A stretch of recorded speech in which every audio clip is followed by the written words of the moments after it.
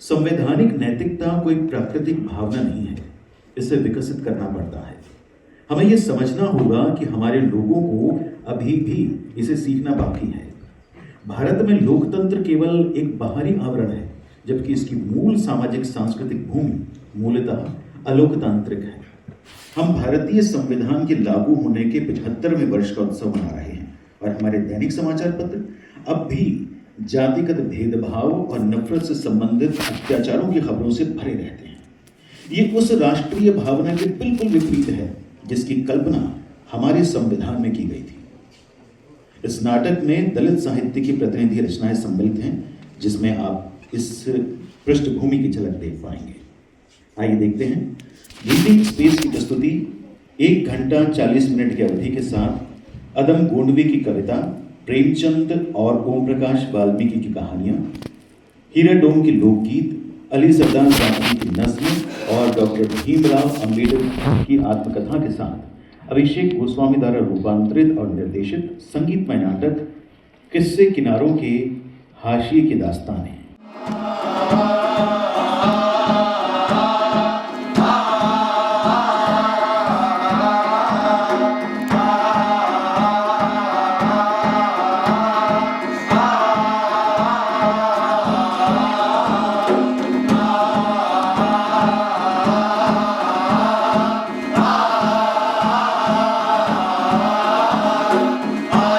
महसूस करिए जिंदगी के ताप को, मैं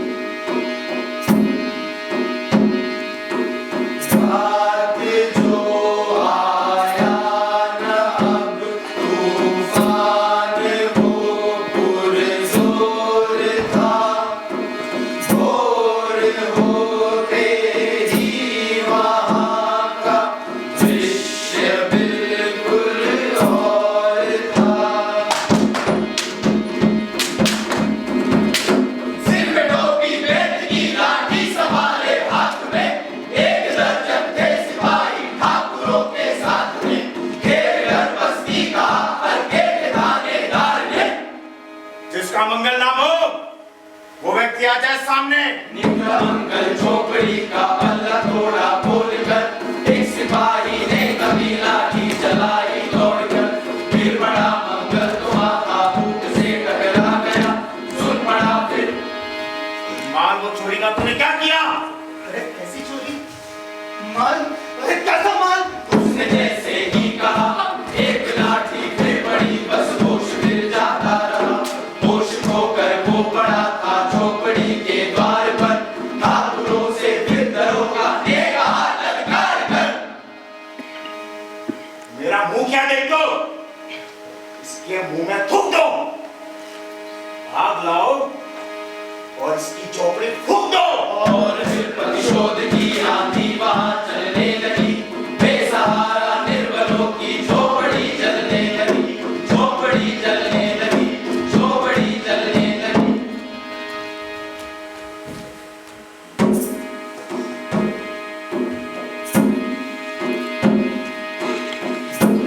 मुहाबत चाव बूढ़ा जो वहां खेड़े में था, वो अभागा दीन हिंसक भीड़ के घेरे में था।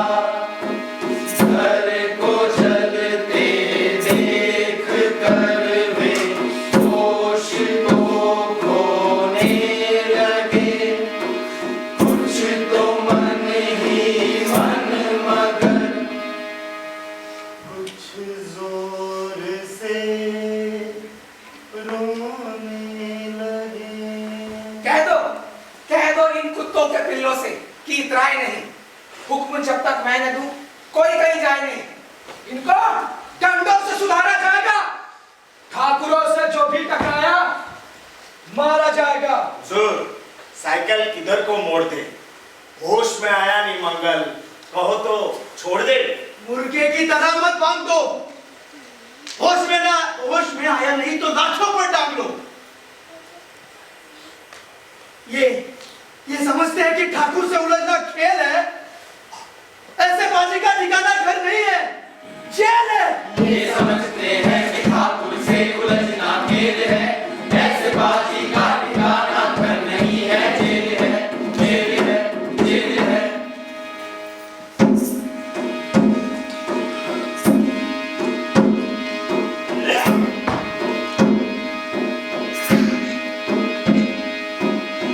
पूछते रहते हैं मुझसे लोग अक्सर ये सवाल, कैसा है कहिए न सरजू पार की कृष्णा का हाल। उनकी उत्सुकता को शहरी नग्नता के ज्वार को, सड़ रहे जनतंत्र के मक्कार पैरोकार को, धर्म संस्कृति और नैतिकता के ठेकेदार को, प्रांत के मंत्री गणों को, केंद्र की सरकार को।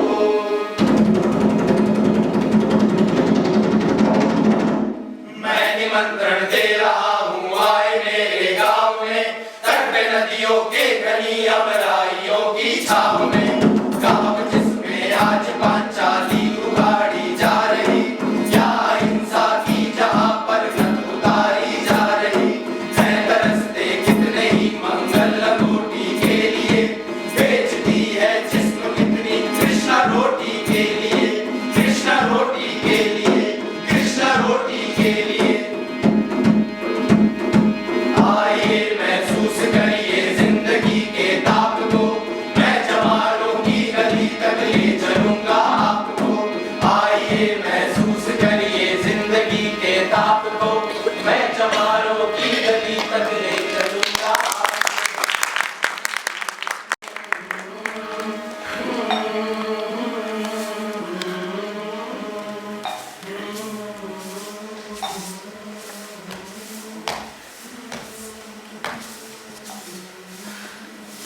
दुखिया चमार द्वार पर झाड़ू लगा रहा था और उसकी पत्नी झुरिया घर को गोबर से लीप रही थी। दोनों अपने अपने कामों से फुर्सत पा चुके थे तो चमारी ने कहा, अजी सुनते हो, पंडित बाबा से क्या आओ, नहीं तो चले जाएंगे। हाँ जाता हूँ, लेकिन ये तो सोच वो बैठेंगे किस चीज पे? ऐसे खटोली ना मिल जाएगी, ठाकुराने से मांग लाओ ना। तू भी ना कभी कभी ऐसी बात कह देती कि देर जल जाती है। अब पुराने वाले मुझे खटिया देंगे, आप तक तो घर से निकल के नहीं बोला, तो मुझे खटिया कौन देगा? ये कोई हमारे उपले से लकड़ी भूसा थोड़ी है जो चाहे उठा ले जाए। तू एक काम कर, वो अपनी पुरानी खटोली रखी है, उसे धो के रख दे। गर्मी के दिन है, उनके आते आते सूख जाएगी यहाँ।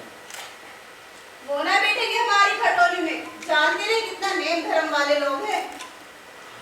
ये बात तो है। अच्छा सुनना, हाँ। ये महुए के पत्ते तोड़ के पतंग बना ले तो ठीक हो जाए। असल में तो बड़े बड़े आदमी खाते हैं और पवित्र भी है। ला, तू डंडा ला, मैं पत्ते तोड़ लूं पहले। अरे ये काम मैं धनिया के साथ कर लूंगी और पत्ता भी बना लूंगी। पंडित को सीधा भी देना है, थाली में दे दूं क्या? हाँ, कहीं ऐसा गजब ना करना, वरना सीधा भी जाए और थाली भी फूटे। बाबा थाली उठा के पटक देंगे, उनको बड़ी जल्दी गुस्सा आ जाता है। गुस्से में पंडित तक तो नहीं छोड़ते। एक बार लड़के को ऐसा पीटा कि आज भी टूटा हाथ नहीं पीटता है। सीधा भी पतल नहीं देना, लेकिन हाँ तू कुछ मत छूना। वो पीछे है ना, उसको ले जाकर साथ की दुकान से सब सामान ले आना। सीधा बदलूर होना चाहिए। सेर पर आटा, हाथ से चावल, पाव पर दाल, हाथ पाव घी, लौंग और हल्दी। हाँ, पीछे आना मिले तो वो भोजन है, उसके हाथ पैर जोड़ के उसको ले जाना। तू कुछ मत छूना, पतल में इधर चार कैसे भी रखवा देना। हाँ, नहीं तो गजब हो जाएगा। ठीक है, हम नहीं छोड़कर और रुको, हम पानी लाते हैं। वैसे हम कह रहे थे कि तबीयत तुम्हारी वैसे खराब है, क्या कल नहीं जा सकते तुम? जाना बाबा बड़े व्यस्त रहते, कहीं इधर उधर निकल गए तो फिर धनो बेटे के लगन का मुहूर्त कैसे निकलेगा? तो ठीक है, कुछ खा के जाओ, खाली पेट मत, हम तुम्हारे लिए कुछ लेके आए। अरे बाबा अभी रहने दो, नहीं हम लाते हैं ना। देरी हो गई है। अरे रुको तो, अरे सुनिए ना, ये भी ना।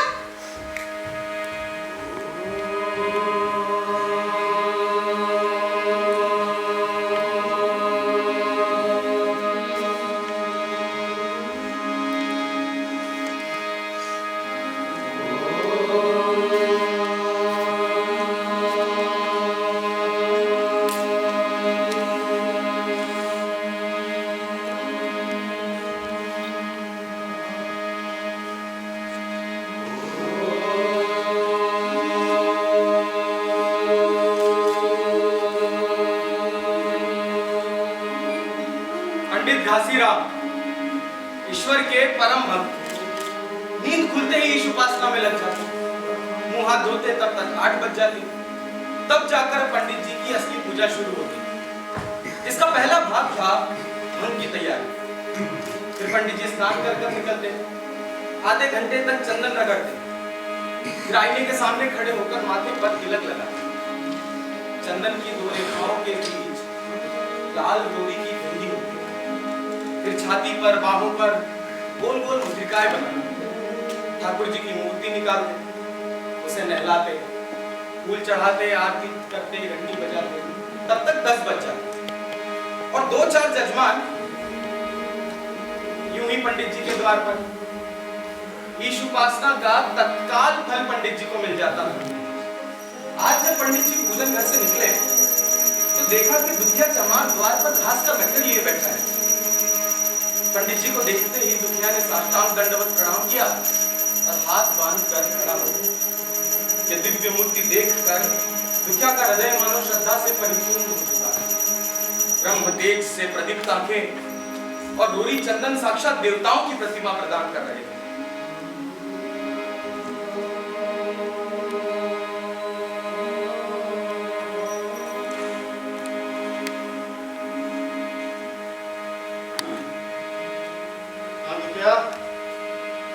आज यहाँ कैसे आ गया? महाराज बिटिया की सगाई कर रहा हूँ महाराज। कुछ लगन मुहूर्त विचारना है, कब मर्जी होगी आपकी। आज तो छुट्टी नहीं है दुखिया। आ जाऊंगा। नहीं माना, जल्दी मर्जी हो जाए। सब सामान ठीक करके आया हूँ। ये घास कहाँ रख दूँ? घास ये गाय का आगे रख दे। जी माना। अच्छा सुन सुन, झाड़ू लेके द्वार साफ कर दे। ये बैठक सब भी देख कितने दिन से लिपी नहीं गई है, इसको भी थोड़ा गोबर से लीप देगा। तब तक मैं भोजन करता हूँ, फिर आराम करके चलूँगा।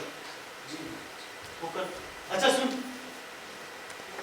ये लकड़ी चीर देगा और कुल्हाड़ी देखना कहीं रखी होगी। अच्छा सुन सुन, खलिहान में 3-4 बोरी भूसा रखा, कब से रखा है, ठीक है, उसको वहाँ से ले आएगा और रख देगा भूसौली में, है ना? चल। जी महाराज।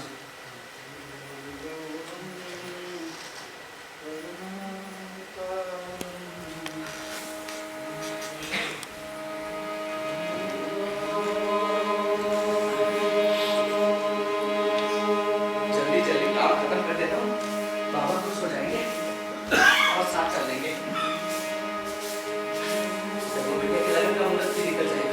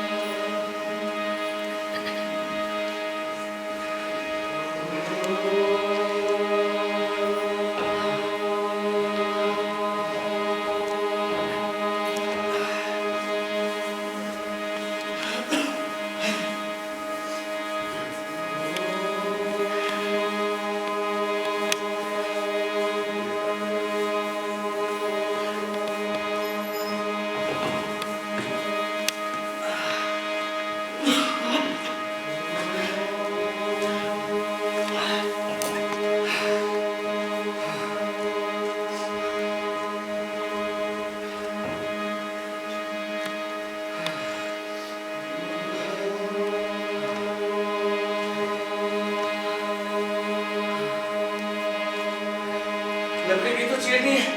लकड़ी की मोटी सी गांठ थी, जिस पर पहले न जाने कितने ही भक्तों ने अपना जोर आजमा लिया। वो उसी दमखम के साथ लोहे से लोहा लेने के लिए तैयार थी।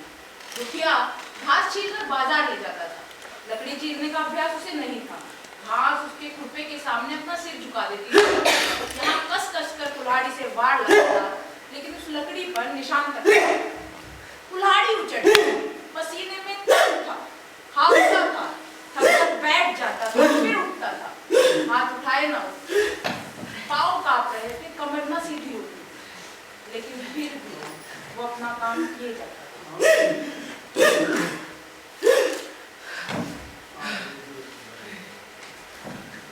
एक चिलम तंबाकू कहीं से मिल जाती ना, तो हाथों में थोड़ी ताकत आ जाती। लेकिन यहाँ चिलम तंबाकू कहाँ मिलेगी? यहाँ तो पूरी बामनों की बस्ती है, और बामन लोग तो हम नीचा उतारू की तरह तंबाकू भी नहीं पीते। हाँ, चिकुरी के पास होगी। चिकुरी, हाँ अरे भाई, थोड़ा चिलम तंबाकू मिलेगा?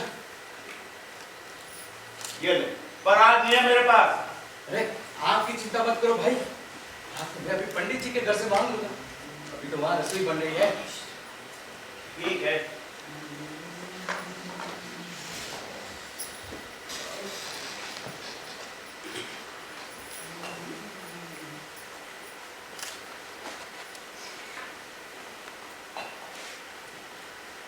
मालिक, हाँ थोड़ा आग मिल जाए तो चिलम पी ले।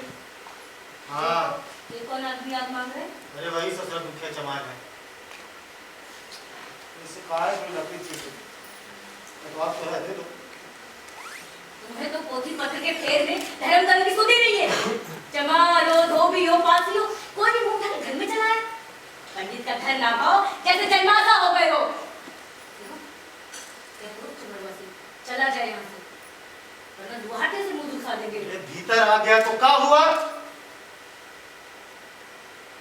तुम्हारी कोई चीज छुई क्या?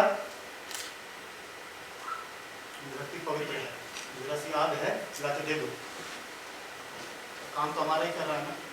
यही लकड़ी कोई और आदमी चीरता, कम से कम 4 में लेता। वो घर में ही क्यों आया? अब हाथ फंस रहे। इसको तो तुम आप दिए दे। अगली बार तेरे आएगा देख लेना, मुंह ही न देखे। आए है हाथ मांगने के लिए। नाहक आया, सच तो कहती है। पंडित के घर में चमार कैसे चला है? बड़े पवित्र होते ये लोग, तभी तो संसार इन्हें पूछता है, तभी तो इतना मान है। भर चमार थोड़ी है। इसी गांव में बूढ़ा हो गया, मुझे इतनी भी अकल नहीं थी। पीछे रहो, पीछे रहो। मुझसे बड़ी भूल हुई कि मैं सीधा घर में चला। चमार की अकल जो है, इतने मूर्ख ना होते हम क्यों लात खाते?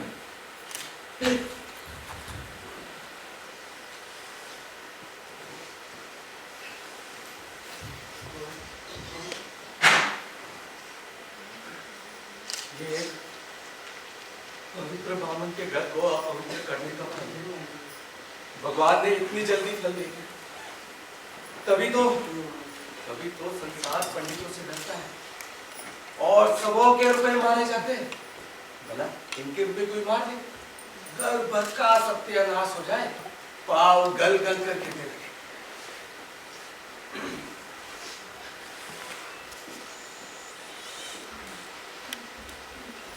सुनो,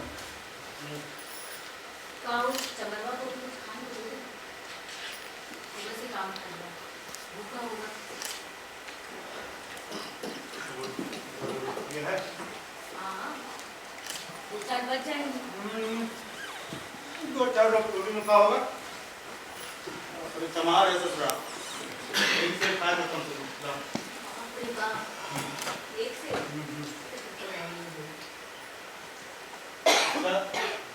कुछ भूजी चोकर हो तो उसमें थोड़ा सा आटा मिला तो लिक्विड हो साले पेट भर जाएगा। अरे पतली रोटी से ला देंगे बेटा, पतली रोटी से नीचे का पेट नहीं भरता, ज्वार का रिक्का चाहिए तो। अरे जाने भी दो, कौन मरे धूप में। देखो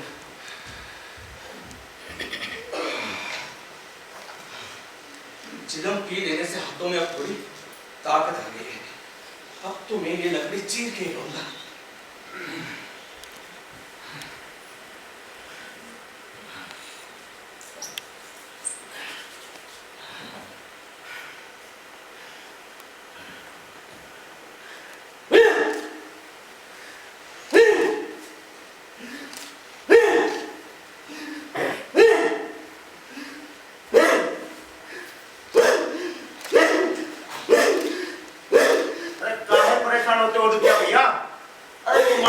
नहीं फटेगी ये गांठ। तो बहुत मजबूत गांठ है रे। अरे भाई, अभी तो गाड़ी पर भूसा और बना है। अरे कुछ खाने को मिला या नहीं? कुछ नहीं खाया। तो भाई जाके घर जाके खाना खा के आ जाओ। अरे अभी कोस भर दूर घर गया तो पीछे से पंडित जी बिगड़ जाएंगे। दोनों बिटिया के लगन का मुहूर्त कैसे निकलेगा? अरे तो पंडित जी से मांग लो भाई। कैसी बात करते हो चिकुरी? बामन की रोटी हमको बचेगी? अरे पचने को तो सब पच जाए, पहले मिले तो सही है? खुद तो मुझों पर दाव देकर आराम से सो गया होगा और तुम्हें हुक्म दे के ये लकड़ी छीनने को। पर ये हाकिम भी बेकार लेता है, जब जाके यह काम करते तो वो भी कुछ खाने को देता है। अब ये उनसे आगे बढ़ गए, उन पर ये धर्मात्मा बनते। धीरे बोलो भाई, कोई सुन लेगा तो आफत आ जाएगी मेरे।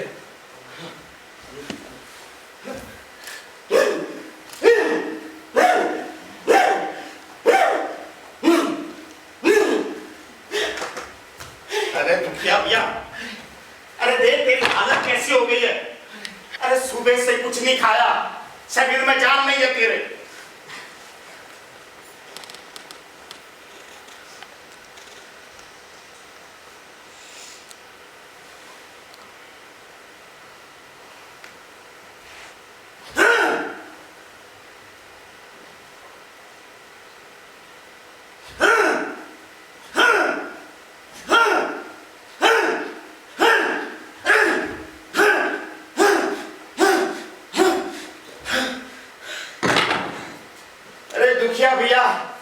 अरे तुम्हारे फाड़े ये गांठ नहीं फटने वाली। अरे बहुत मजबूत घाट है रे, जान भले ही निकल जाए।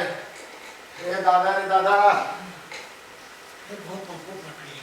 पता नहीं बाबा ने ये लकड़ी कहाँ रख छोड़ी थी कि फाड़े नहीं फटते।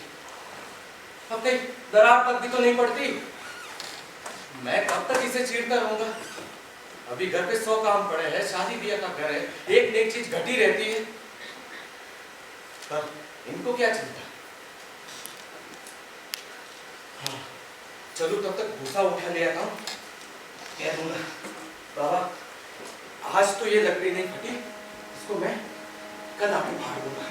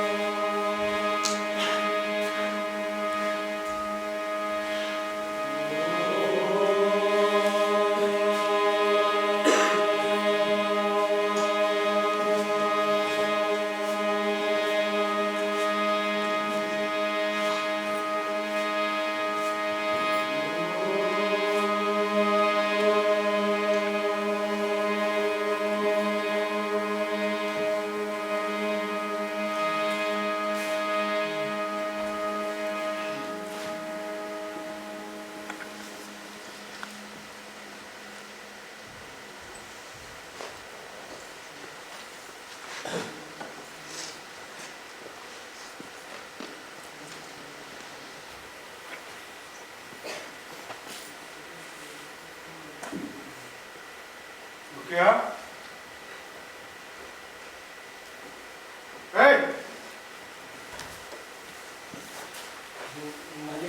लेटा हुआ है,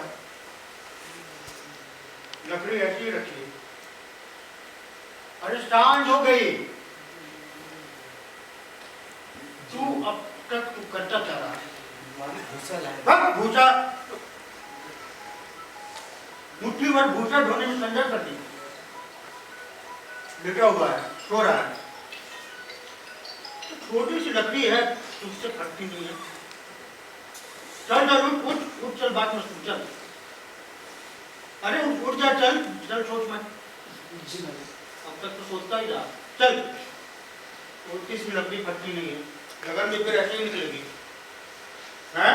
फिर लगन ऐसे ही निकलेगी, बाद में दोष मत देना। इसी से कहा है, नीच नया खाने को हुआ, उसकी आँख ही बदली। अरे चल, बात मत सुन, चल चल, बात करते। चल। अरे हाथ में दम ही नहीं है, मुट्ठी भर भूसा धोने में सब दम लगा। कसके चल चल, मार कसके।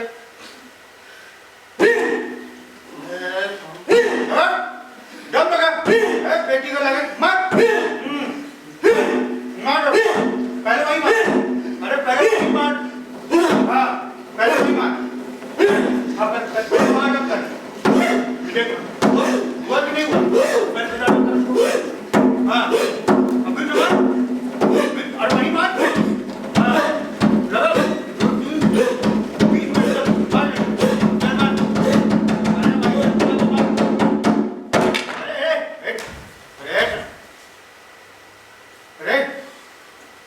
ए रुकिया, रुकिया, रुकिया, अरे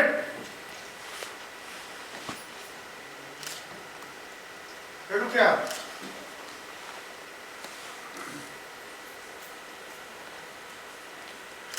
रुकिया,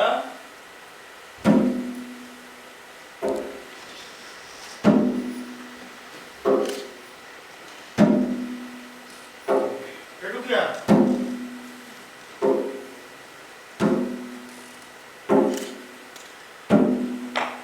रुकिया,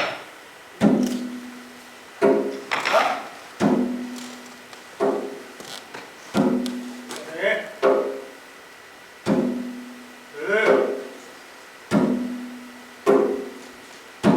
रुकिया,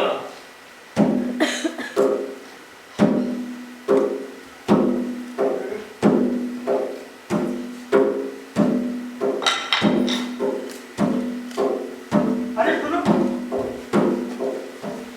अरे सुनो, हाँ देखो सुनो, आप ये देखो तो मर गया, हाँ? देख, अरे अभी चीख रहा था, अरे चीखते चीखते कुल्हाड़ी छूटी, हाथ से ऐसे गिर गई, हैं? नहीं, तुम दूर रहो, दूर रहो। झूठ है, दूर रहो। रखा हुआ, हैं? डरोनी होगा था। हाँ, चमरानी में कहला भेजो हाँ, कि अपना मुर्दा उठाने जाए। हाँ, हाँ, क्षण भर में पूरे गांव में खबर फैली। पूरे में ब्राह्मणों की बस्ती थी, केवल एक घंटे दूर तक। लोगों ने इधर का रास्ता छोड़ दिया, कुएं का रास्ता भी इधर से ही था। अब पानी कैसे भरा जाए? जमाल की लाश के पास से होकर पानी भरने जाए कौन? उधर दलित ने चमारों की बस्ती में सबसे कह दिया, बोल रहा था, लाश के पास कोई नहीं जाएगा। पहले पुलिस तहकीकात होगी, उसके बाद की बात।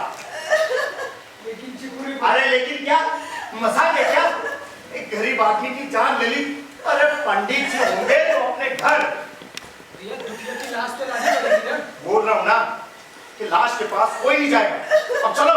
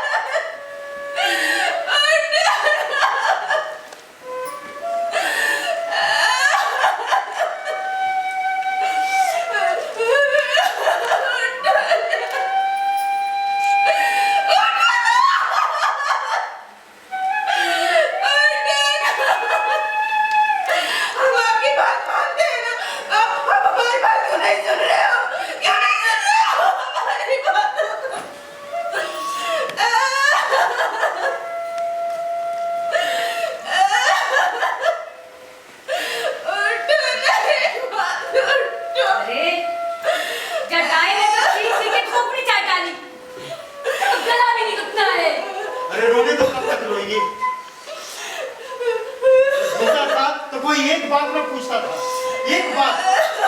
आज जब मर गया तो यहाँ सब के सब यहाँ आके लाल बचा रहे हैं। हम अपने दुनिया को बुला के वाकई आ रही है ना, मनूस होता है मनूस। उठो ना, हमें छोड़ा, बुला के ला। उठो ना, उठो ना, अरे भूले ना, खाना खा लिया।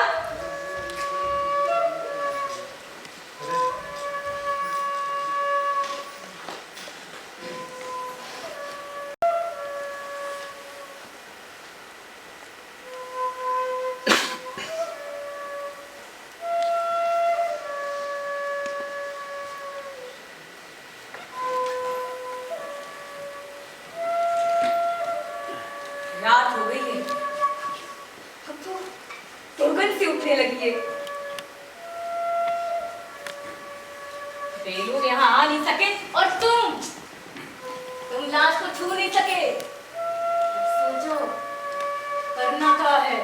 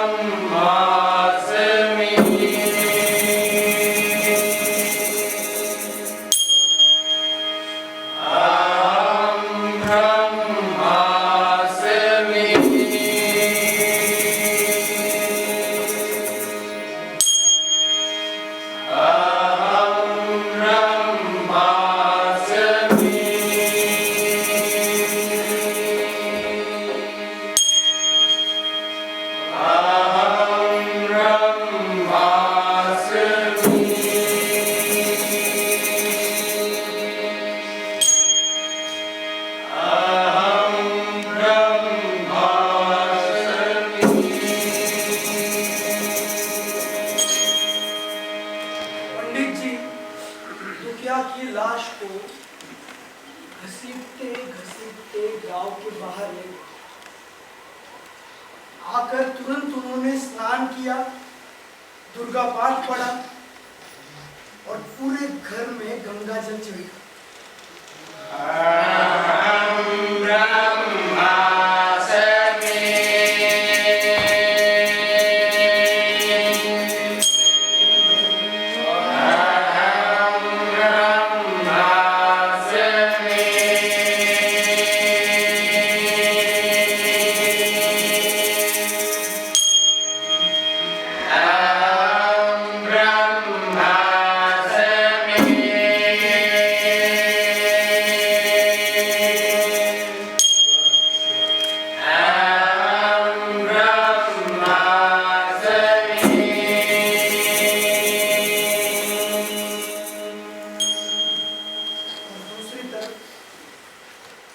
दुखिया की लाश को खेत में गीदड़ और गिद्ध, कौवे और कुत्ते नोच रहे। यही उसकी जीवन पर्यंत की भक्ति, सेवा और निष्ठा का पुरस्कार था।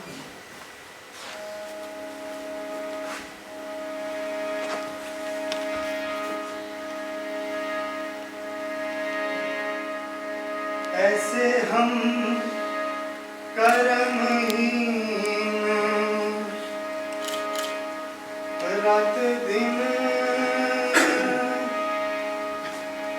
दुख भोगे,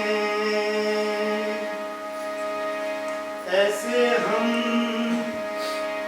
कर्महीन रात दिन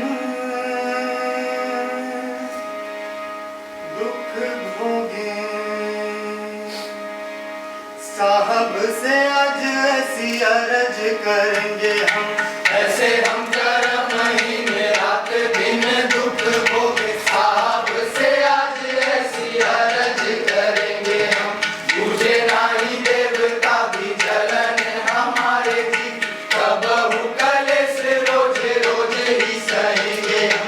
मुखिया सरपंच के कचहरी में जाएंगे, बन के विधर्मी का अंग्रेज बन जाए हम। मुखिया सरपंच के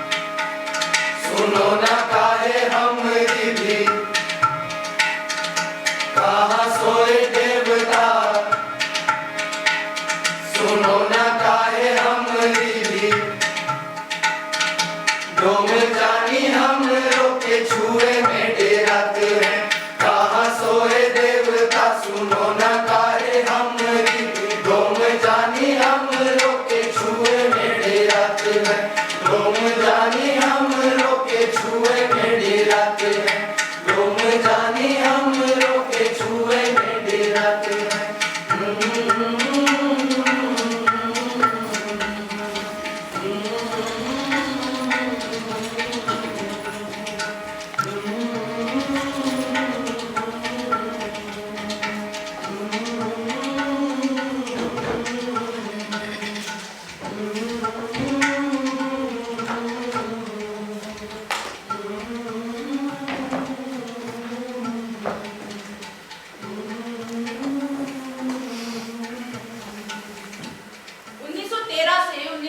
तक मैंने कोलंबिया विश्वविद्यालय न्यूयॉर्क से अपनी पढ़ाई की। 1917 में मैं Columbia school of economics post graduation करने के लिए गई, लेकिन किन्हीं वजह से मुझे अपनी पढ़ाई अधूरी छोड़कर 1918 में वापस आना पड़ा, क्योंकि मेरी पूरी पढ़ाई का खर्च बड़ौदा स्टेट ने उठाया था, तो उनकी सेवा करने के लिए मैं मजबूर था। जब मैं बड़ौदा आया तो मेरे मन में एक ही सवाल चल रहा था कि मैं कहाँ जाऊँ, क्या करूँ। बड़ौदा में मेरे कई दोस्त थे जो अमेरिका पढ़ाई करने गए थे। क्या मैं उनके यहाँ जा सकता हूँ? क्या वो मेरा स्वागत करेंगे? अमेरिका और यूरोप जैसे देशों में 5 साल रहने के बाद मेरे मन से ये भाव मिट सा गया था कि मैं एक अछूत हूँ, लेकिन भारत में एक अछूत कहीं भी जाए, वो अपने लिए और दूसरों के लिए अछूती होती। जब मैं बड़ौदा स्टेशन से बाहर आया, वहाँ कई गाड़ी वाले खड़े थे। मुझे सोचा कि उनमें से किसी से पता करता हूँ। ओ भैया, हाँ, ये कैंप के पास कोई रहने की जगह मिल जाएगी क्या? कैंप के पास हाँ, एक पारसी सराय है जहाँ पे रह सकते हो। पारसी सराय? तो ठीक है, मुझे ले चलो। चलो।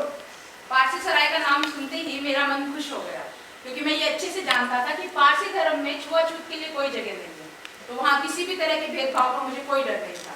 मैंने सामान गाड़ी में रखा और हम पहुँच गए पारसी सराय। ये 2 मंजिला सराय था, जहाँ पर पहले मंजिल पर पारसी केयरटेकर अपने परिवार के साथ रहता था और दूसरे वाले मंजिल पर वो आने वाले यात्रियों की रहने और खाने की व्यवस्था करता था। आते ही उसने मुझे दूसरे वाले मंजिल पर एक कमरा दिखा दिया। मैं थक चुका था, थोड़ा आराम करना चाहता था, इसलिए मैं नहा लिया और मैंने कपड़े बदल लिए। तभी पारसी केयरटेकर एक चाय का कप लेकर ऊपर आ रहा था, तो उसने मुझे देखा कि मैंने सदरी और धोती, जो कि आमतौर पर पारसियों का पहनाव है, नहीं पहना है। तो उसने तीखी आवाज में मुझसे मेरी पहचान पूछी। यहाँ ना भाई साहब, इधर आइए। आइए। जी बताइए। आपका नाम क्या है? मेरा नाम doctor Bhimrao. Doctor Bhimrao Ramji. Doctor Bhimrao Ramji Ambedkar. Hindu हो? मैं एक महान हूँ। तो तुमने मुझे ये बात नीचे क्यों नहीं बताई? जी मुझे लगा यहाँ पे कोई भी रह कैसा सकता है। लगा? तुम्हें दिखा नहीं कि ये पारसी सराय है? यहाँ पे बस पारसी लोग रुकते हैं। तुम अपना सामान लो, यहाँ से चले जाओ। देखिए भाई साहब, मुझे इस जगह की बहुत सख्त जरूरत है। मैंने बहुत कोशिश की, लेकिन मुझे रहने के लिए कोई जगह नहीं मिल रही है। अगर कुछ हो सकता कुछ नहीं हो सकता। यहाँ पे जो भी रुकते हैं, मुझे उनका ब्यौरा लिखना पड़ता है रजिस्टर में। बात समझो। चलो अपना सामान लो, जल्दी निकलो। अगर मैं एक पारसी नाम रख लूँ तो? तुम पारसी हो क्या? तो तुम पारसी नाम कैसे रख लोगे? देखिए भाई साहब, बहुत आसान है। मैं एक पारसी नाम रख लेता हूँ, आप उसको रजिस्टर में लिख लीजिए। मेरी भी समस्या का हल हो जाएगा और आपकी भी थोड़ी बहुत आमदनी हो जाएगी। मैं महाराजा बड़ौदा के यहाँ काम करता हूँ। आप जितना पैसा बोलेंगे मैं देने के लिए तैयार हूँ। 1 दिन के 1.5 रुपये लगेंगे। जी मंजूर है।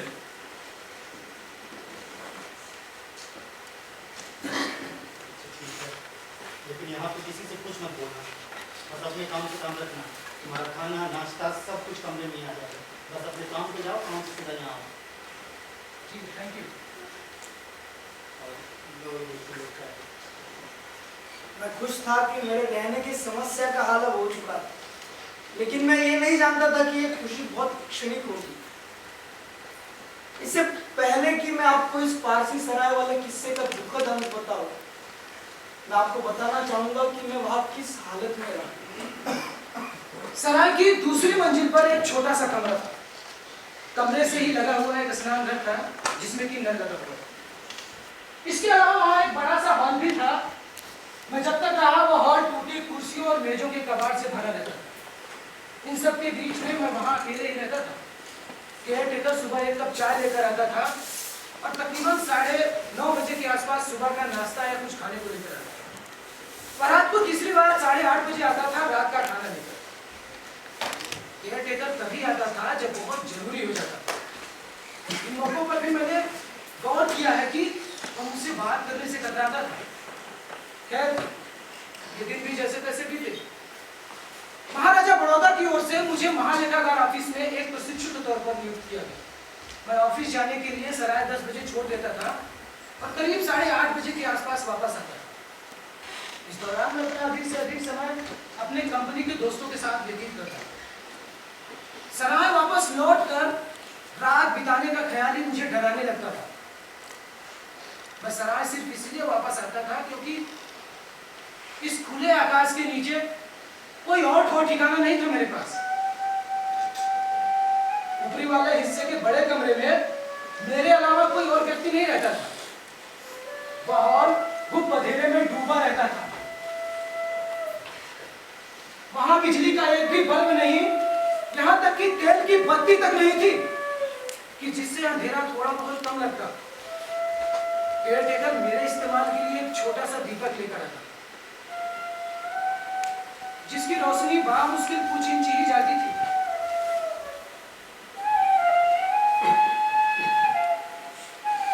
ऐसा लगता था कि जैसे मुझे सजा मिली है। मैं किसी भी इंसान से बात करने के लिए तड़पता था। वहां कोई भी इंसान न होने की वजह से मैंने किताबों का साथ लिया। मैं उन्हें पढ़ता गया। मैं पढ़ने में इतना डूब जाता था कि मैं अपनी तन्हाई ही भूल जाता था। लेकिन वहां उठते हुए चमगादड़,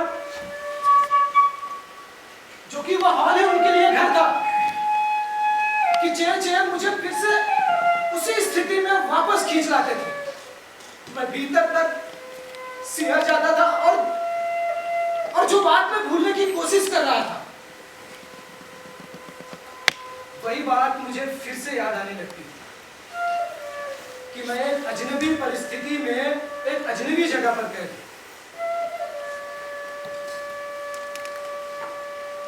मेरी हालत इस कदर खराब थी कि मुंबई से मेरा बचा हुआ सामान लेकर जब मेरी बहन का लड़का आया, उसने मेरी हालत देखी तो वह जोर जोर से रोने लगा था।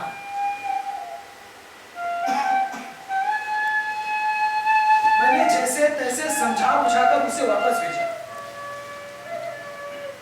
इस तरह से मैं एक पारसी बनकर एक पारसी सराय में रहा करता था।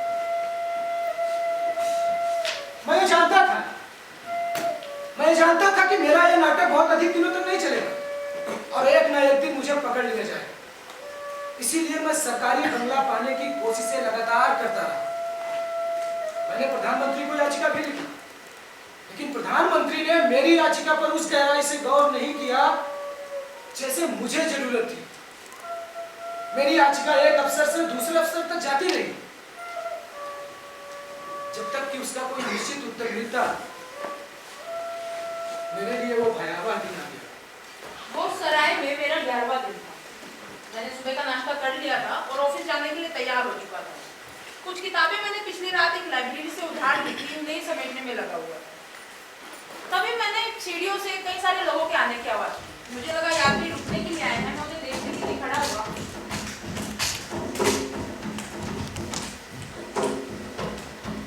तभी मैंने गुस्से से भरे लंबे मजबूत पार्सिल को अपने कमरे की ओर आते देखा। उन सभी के हाथों में डंडे थे और कुछ ही देर में वो मेरे कमरे में इकट्ठा हो गए और उन्होंने मेरे ऊपर सवालों की बारिश कर दी। अरे ये बताओ तुम कौन हो? या क्या कर रहे हो? बदमाश आदमी, आज से सराय को गंदा कर दिया।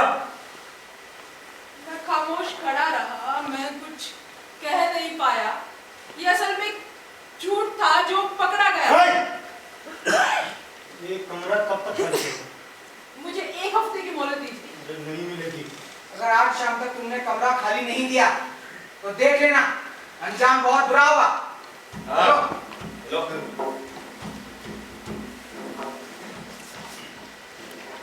वो सभी मुझे धमकी देकर चले गए। उनके जाने के बाद मैं बड़बड़ाता रहा, फूट फूट के रोया। मुझे समझ नहीं आ रहा था कि मैं क्या करूं।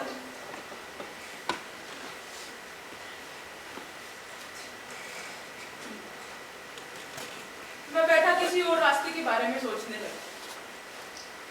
बड़ौदा में मेरे कई दोस्त थे, लेकिन उनमें से कोई भी अछूत नहीं था। एक हिंदू था और दूसरा क्रिश्चियन। उनके पास मेरी इस समस्या का हल मिल सकता था। मैं पहले अपने हिंदू दोस्त से मिलने के लिए गया, उसे अपनी पूरी कहानी बताई। वो बहुत अच्छा इंसान था और मेरा बहुत करीबी दोस्त था। ऐसा कैसे कर सकते हैं यार वो लोग?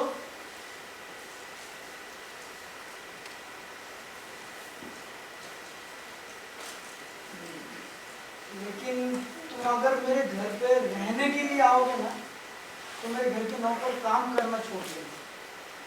मतलब मैं ऐसे मना नहीं करना चाहता, लेकिन तुम समझ सकते हो। हिंदू दोस्त के घर से निकलने के बाद मैं अपने क्रिश्चियन दोस्त से मिलने के लिए गया। मैं तुम्हारे यहाँ रुक सकता हूँ क्या? अरे बिल्कुल यार, तुम मेरे इतने अच्छे दोस्त हो, कभी भी आ जाओ, अपना ही घर समझो। आज शाम को ले आऊंगा अपना सारा सामान। आज शाम? हाँ, आज शाम। आज शाम की मेरी पत्नी बड़ौदा वापस आ रही है। एक बार मैं उससे पूछकर बताता हूँ, मैं तुम्हें जल्दी बताऊंगा। मैं समझ गया कि एक चालाकी भरा जवाब है। असल में दोस्त और उसकी पत्नी मूलतः ब्राह्मण परिवार के थे और नए नए क्रिश्चियन धर्म में परिवर्तित हुए थे। क्रिश्चियन बनने के बाद दोस्त तो उदार हुआ, लेकिन पत्नी अभी भी कट्टर थी और एक अछूत को अपने घर में नहीं रुकने दे सकती। उनके घर से करीब मैं 4 बजे निकला होगा। फिर से वही सवाल मेरे सामने था कि कहाँ जाऊँ, क्या करूँ। अब मेरे पास केवल एक ही रास्ता बचा था कि मैं मुंबई वापस लौट जाऊँ। मुंबई लौटने की ट्रेन रात को 9 बजे की थी। 5 घंटे बिताने थे, लेकिन ये 5 घंटे भी मुझे बहुत ज्यादा लग रहे थे। मैं पारसी सराय नहीं जा सकता था, क्योंकि मैं डर रहा था कि कहीं वो लोग फिर से आकर मुझे कुछ कर न दे। और मैं अपने दोस्तों के पास भी नहीं जाना चाहता था। हाँ, मैं दयनीय था, लेकिन मैं दया का पात्र नहीं बनना चाहता। फिर वहीं पे पास में एक बाग था, मैं वहां पे गया, बैठा और सोचने लगा।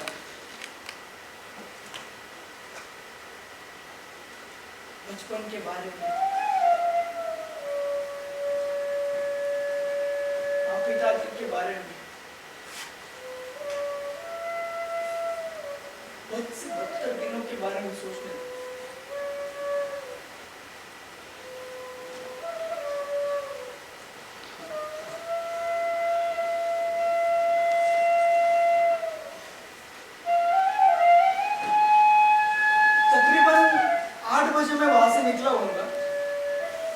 पारसी सराय गया, मेरा जो भी सामान था वो सब समेटा।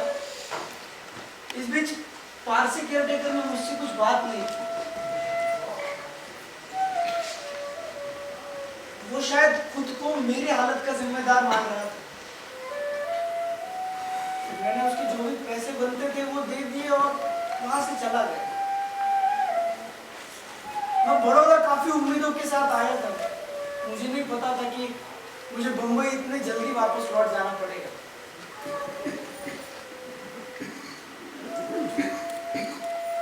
वो दृश्य जिसमें दर्जनों पारसी लोग डंडे लेकर मेरे सामने मुझे डराने के अंदाज में खड़े हैं। मैं भयभीत नजरों से उनसे दया भीख मांग रहा हूँ। आज भी धूमिल नहीं हो, आज भी मैं उसे जैसे का तैसा याद कर सकता हूँ।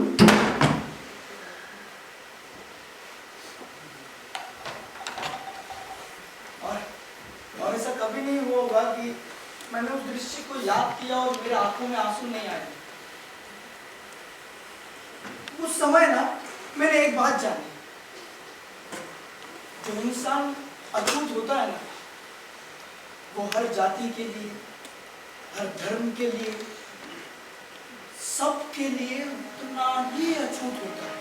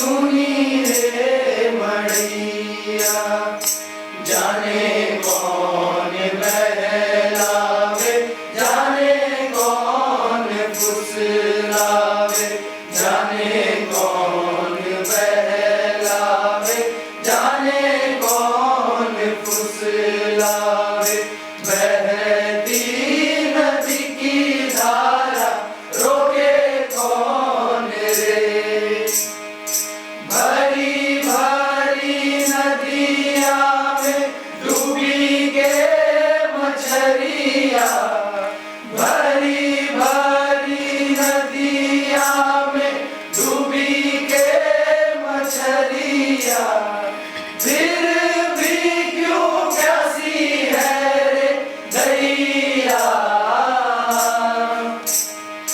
सुनी रे मड़ैया मोरी सुनी रे मड़ैया सुनी रे मड़ैया मोरी सुनी रे मड़ैया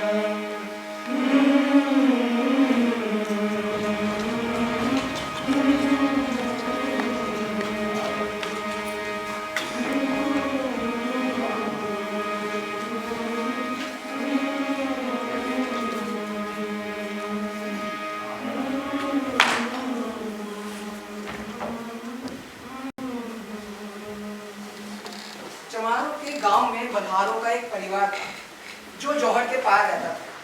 चमारों और बल्हारों के बीच एक सीमा रेखा की तरह था जौहर। बरसात के दिनों में जब जौहर पानी से भर जाता था तो बल्हारों का संपर्क गांव से एकदम कट जाता था, यानी बल्हारों के गांव तक जाने का कोई रास्ता नहीं था। हाँ, पानी कम होने की स्थिति में वे किसी तरह पार करके गांव पहुंचते थे।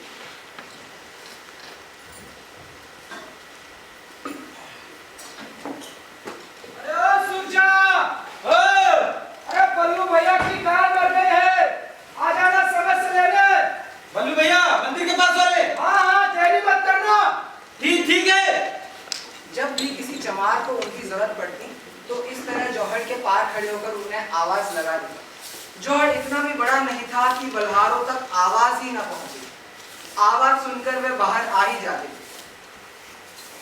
परिवार में सिर्फ दो ही जन थे, सूरजा जिसकी उम्र ढल चुकी थी और उसकी बेटी संतो जो कि शादी के तीसरे साल में विधवा होकर मायके लौट आई थी।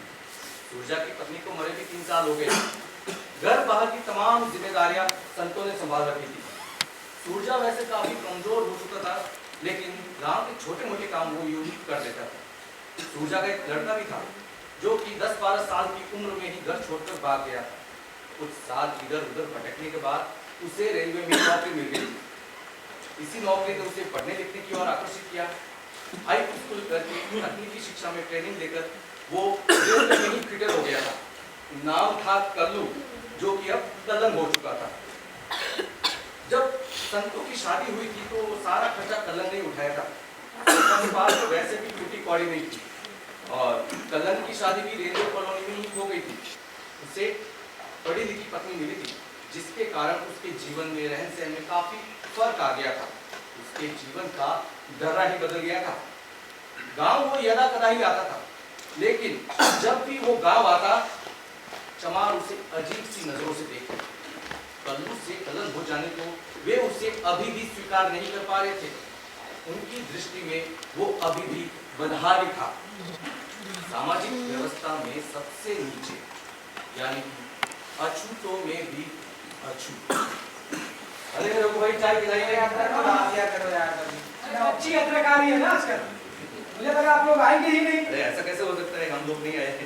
भक्ति कीजिए। भक्ति? अरे कल शाम को तो आपको बताया था कीर्तन है, या फिर भूल गए? चलो अब गरीब आदमी से क्या भक्ति?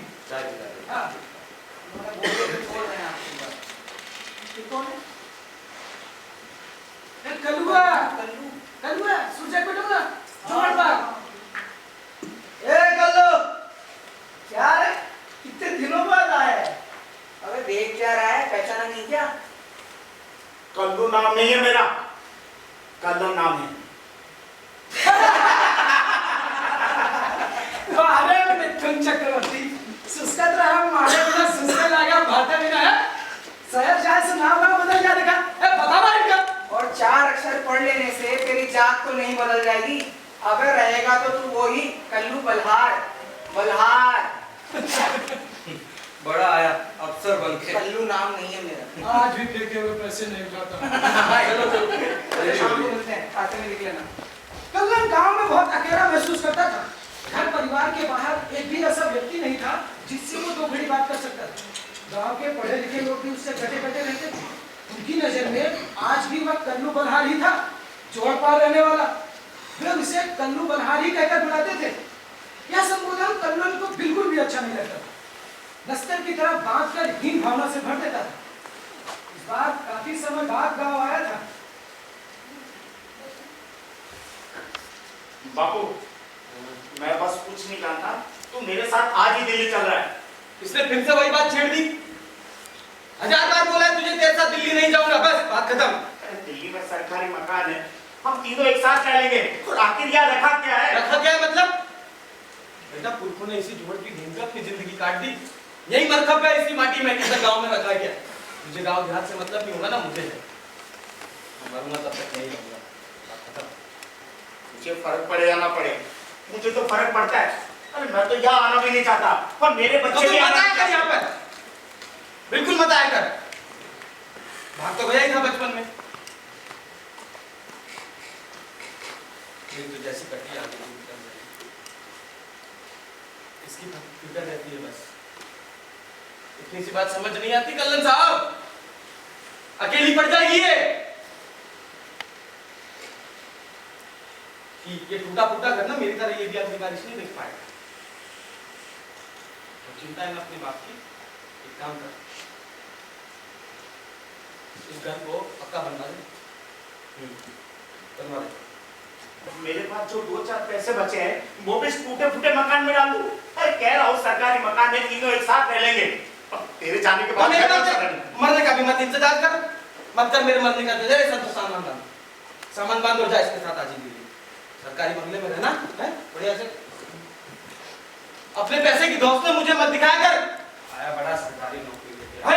अरे दोस्त नहीं दिखा रहा हूँ, अरे दोस्त नहीं दिखा रहा हूँ, बात ही तो करने आता हूँ हमारे पास, और तू सुनता ही कर। काना ही बेकार था मेरा। उस समय तो कल्लन दिल्ली चला गया था, लेकिन हफ्ते भर बाद पैसों का बंदोबस्त करके वापस लौट आया था। इस बार साथ में पत्नी सरोज और 10 साल की बेटी सलोनी भी आए थे। बेटे को वे उसके ननिहाल में छोड़कर आ गए थे। दादाजी!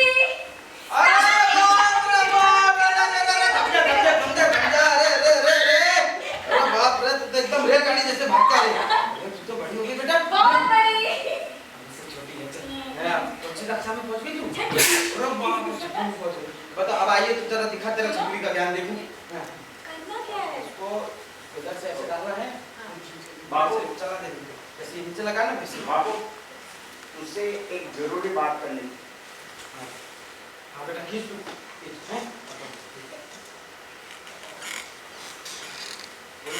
किसी मिस्त्री को जानता है? हाँ आप तो एक बार जाकर उससे बात कर लेना। मिस्त्री से क्या बात है? मैंने शहर से आते हुए ईंटों के व्यापारी से बात की है, तो कल सुबह ईंटों से भरा ट्रक आ जाएगा। तो अरे तेरा पक्का मकान बनने जा रहा है यहाँ पर।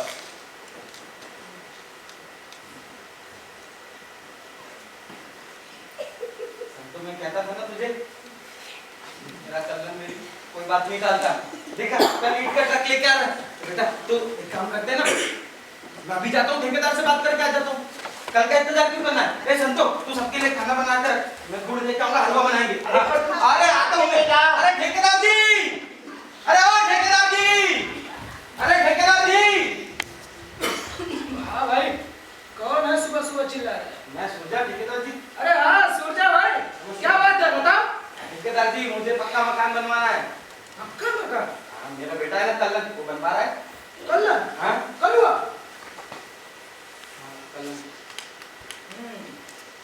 भाई मेरे पास समय नहीं है, फिर कभी इस बारे में बात करेंगे। मुझे कल आ जाइएगा। अरे बोल दिया मेरा समय नहीं है, समझ में नहीं आ रहा है। जाओ।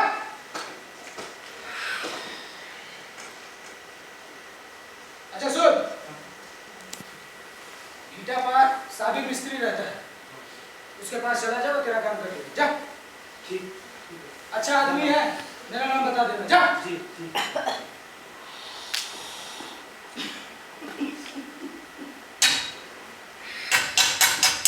साबिर भाई, साबिर भाई नमस्ते। मुझे ना साबिर भाई पक्का मकान बनवाना है। कहाँ पर? ये जोहड़ है ना, जोहड़ के उस पार ही मेरा घर। कल आके देखना। ठीक है साबिर भाई, बहुत। साबिर भाई आपको कुछ सामान चाहिए हो तो बता, मेरा बेटा है कल सब व्यवस्था करा देगा। कल तो ईट का ट्रक भी ला रहा है वो। ऐसे तो कुछ नहीं चाहिए, लेकिन मेहनताना पेश भी लूंगा मैं। चलेगा चलेगा साबिर भाई, बहुत बहुत धन्यवाद। अरे अरे सूरजा अपनी खुशी छिपा नहीं पा रहा। लौटते समय उसके पांव जमीन पर नहीं पड़ रहे थे। जब तक वह लौटकर घर पहुंचता है तो देखता है कि ईंटें आ चुकी हैं। लाल लाल ईंटों को देखकर वो उल्लास से भर उठा। आज से पहले ऐसी खुशी कभी महसूस ही नहीं की। जोहड़ पार ईंटें उतरती देखना गांव वालों के लिए किसी आश्चर्य से कम नहीं था। गांव में भूचाल आ गया था। जोहड़ के किनारे कुछ लोग खड़े थे। सुन, एक काम और करना, जब दीवार बन जाएगी ना सारी, तब उसमें कोई पुट्टी प्लास्टर कुछ रंग भंग कुछ नहीं चाहिए है। क्यों रंग क्यों नहीं लगाना बेटा? देख ले कितना लाल रंग है इसका है। मुझे अपनी दीवारें इसी रंग की चाहिए। बस बात करो। अब तो तू खुश है ना? हाँ, अरे बात कैसे बेटा? अरे ओ सूरजा, ये ईंटें कौन लाया है रे? अजी मेरा कल्याण पक्का मकान बनवा रहा है। हाँ अच्छा, यो तो चौकी बात है सूरजा, पर पक्का मकान बनाने से पहले प्रधान से पूछा था कि नहीं? इसमें प्रधान जी से क्या पूछना है? फिर भी पूछ तो लेना ही चाहिए था। सूरजा, ओ सूरजा, बाहर निकल। नायक नहीं, खलनायक हूँ मैं। जन्मी बड़ा दुखदायक हूँ मैं। इस प्यार की मुझको क्या खबर, इस प्यार के कहा लायक हूँ मैं। नायक नहीं, खलनायक हूँ मैं। नायक आ गया। प्रधान जी, आपको पता है गांव में क्या क्या हो रहा है? जोहड़ पार पक्का मकान बन रहा है, बल्हार का। देखिए, आज तक तो आपके सामने किसी ने सिर उठाने की हिम्मत नहीं की थी। ईंटों का ट्रक आ गया है। ईंटों का ट्रक ही नहीं, रेत बजरी सरिये रेलवे की कमाई है इसके बेटे की। सागौन की लकड़ियां मंगवाई है इसने खिड़की दरवाजों के लिए। ईंटें आते हुए तो मैंने भी देखी। नहीं, अभी तो बस घर बन रहा है, आगे जाके गांव पे ना कब्जा करूं। ताजमहल बनवाएगा ये। मैंने बोला प्रधान जी से पूछा था कि नहीं? बोलता है प्रधान जी से कौन पूछना, क्या पूछना, कौन होता है प्रधान? अब बोल।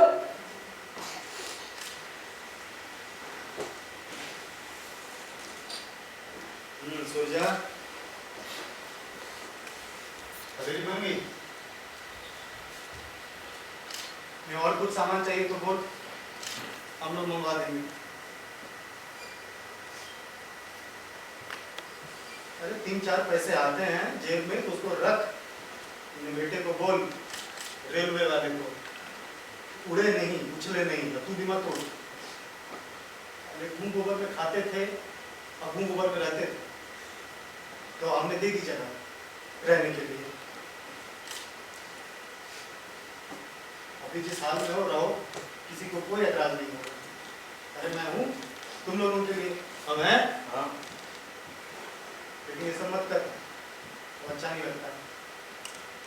ईंटें वापस कर दे। हैं? हाँ चलो ठीक है, वापस कर दे ईंटें। अरे आराम से। प्रधान जी से क्या पूछना?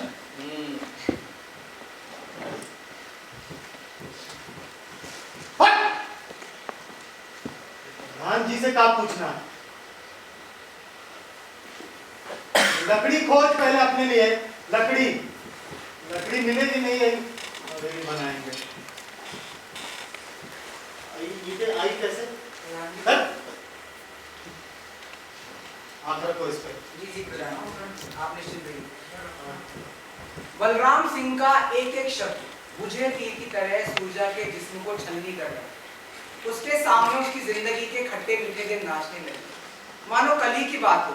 क्या नहीं किया है सूरजा ने गांव के लिए। और ये बलराम सिंह चुनाव के समय में एक एक वोट के लिए कैसे मिन्नतें करता था। तब ये सूरजा बलहार नहीं, सूरजा ताऊ हो जाता।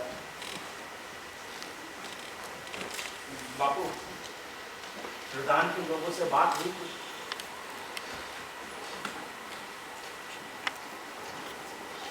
तू सच कहता था, तो गांव पहले लाया नहीं। ये हमारा मकान नहीं बना बेटा। बापू अभी भी कुछ नहीं बिगड़ा है। ये ईंटें जो आई है ना, ये वापस जाना। नहीं, ईंटें वापस नहीं जाएंगी। बस अब चाहे जो हो जाए, मकान तो बनते।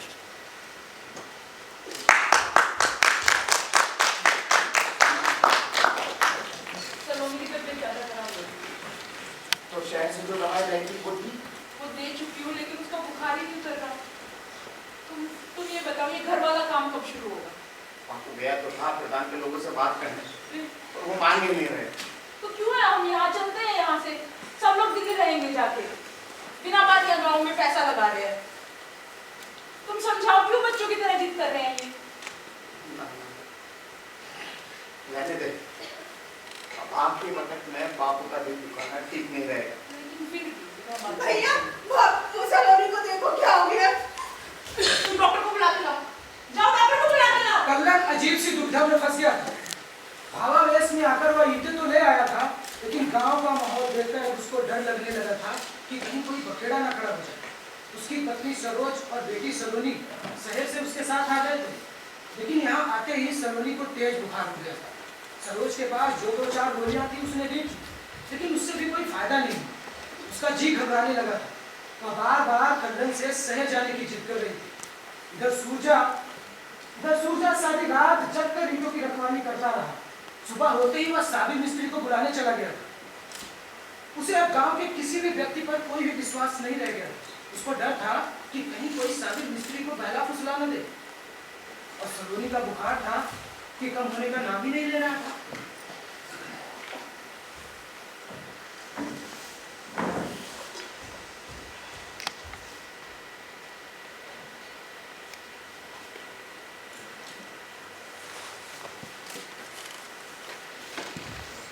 डॉक्टर साहब,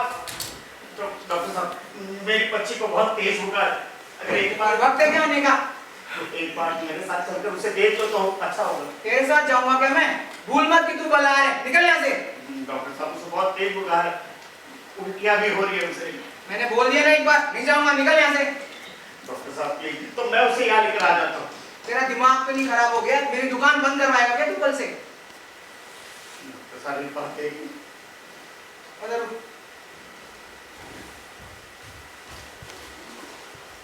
ये ले, ये गोलियां खिला देना, ठीक हो जाएगी।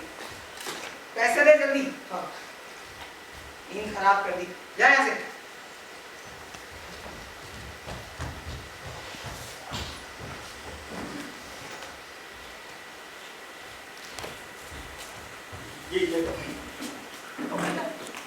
उसने आने से मना कर दिया।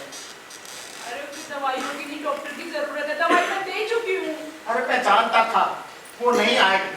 तो एक काम करते हैं, उसे शहर अस्पताल में दिखाएंगे, बाद में चलते हैं। रुक, ये दवाई देकर देख, फर्क पड़ जाएगा। फर्क पड़ जाएगा ना, मैं कह रहा हूँ।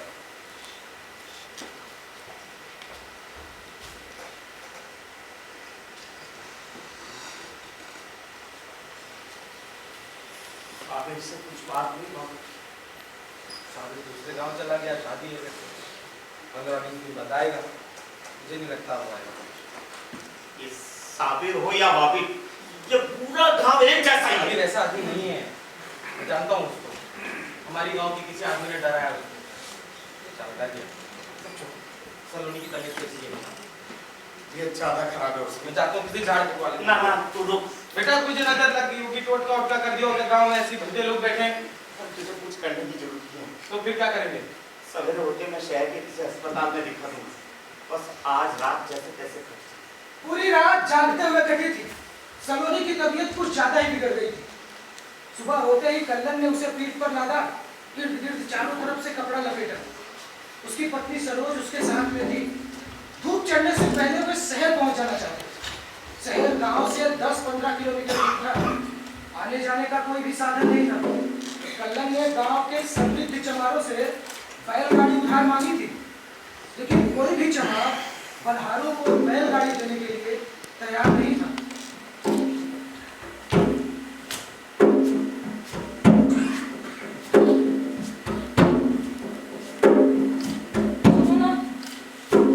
इसके हाथ पे ठंडी क्यों लग रही है बहुत सारी?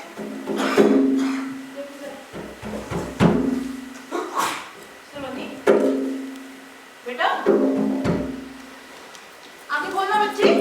सलोनी, सलोनी, ये कुछ बोल क्यों नहीं रही है? तुम बैठ के आगे लो कि पैर में सो जरा। सलोनी, बेटा आगे तो बोल। मैं क्या कह रहा सुनना हूँ? बच्चे, पैर में सो जा। घर ले चलते इसे। बोलना कुछ, सुनना। सलोनी, घर ले चलते इसे। घर ले चलते इसे।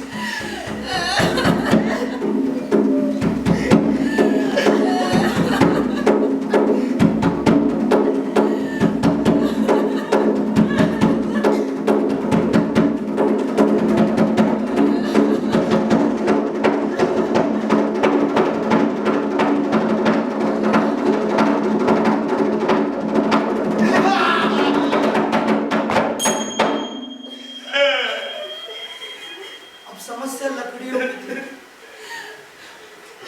दाह संस्कार के लिए उनके पास लकड़ियां नहीं। सूरजा और संतों लकड़ियों का इंतजाम करने के लिए बाहर निकल पड़े। उन्होंने सभी चमारों के दरवाजों पर जाकर गुहार लगाई, लेकिन कोई भी उनकी मदद करने के लिए तैयार नहीं। घंटा भर भटकने के बाद भी वे इतनी लकड़ी नहीं जुटा पाए थे कि ठीक से दाह संस्कार हो सके।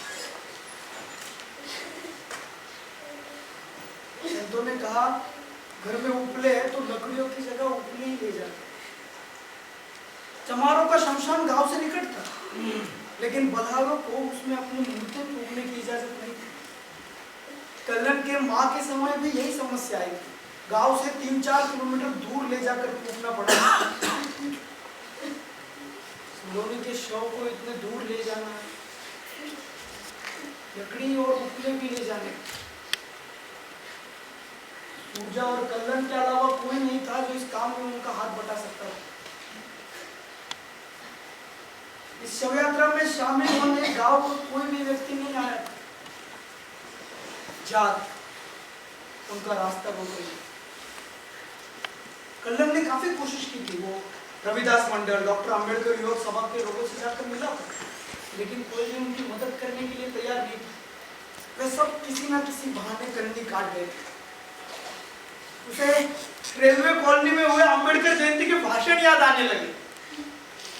उसने उन तमाम विचारों को झटक दिया। एक गहरी वितृष्णा उसके भीतर उठ रही थी। उसे लगा वे सभी भाषण बेहद खोखले और बनावटी थे।